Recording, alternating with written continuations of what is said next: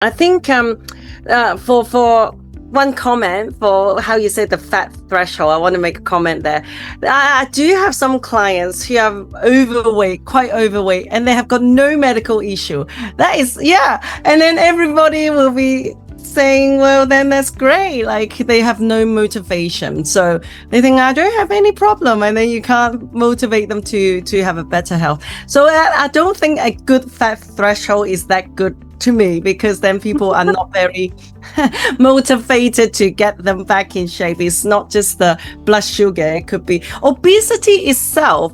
In Hong Kong, it's not, right? Or is it everywhere is considered as a disease? Is that a disease on its own without any? Yeah, I think from the medical perspective, it's considered a medical condition that is chronic and does need lifelong management. Now, like you said, not everybody living with obesity is going to get diabetes, because we do all have a personal threshold. Yeah. However, it's not just metabolic health, it's also joint health and bone health. So, higher incidences of back pain, issues with knees, and also cancer, right? Like that's also another risk factor. And so it's not just a metabolic aspect. And unfortunately, that seems to be more visible, but it's also for future health. And we know that people living with obesity don't generally live that long.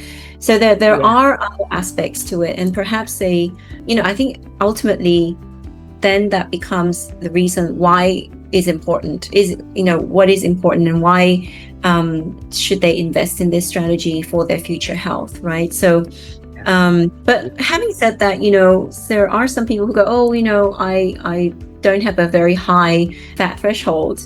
So, they kind of might complain and say, oh, that's just my genetics, so I shouldn't care anymore. I'll just take the medication because it's just my genetics. Yeah. I also, have to be the devil's advocate and say, okay, I have a low fat threshold, so I'm just going to get diabetes anyway. I may as well not bother. I'll just take the medications because these drugs these days are so good, right? We have now GLP-1 medications, so why not use that?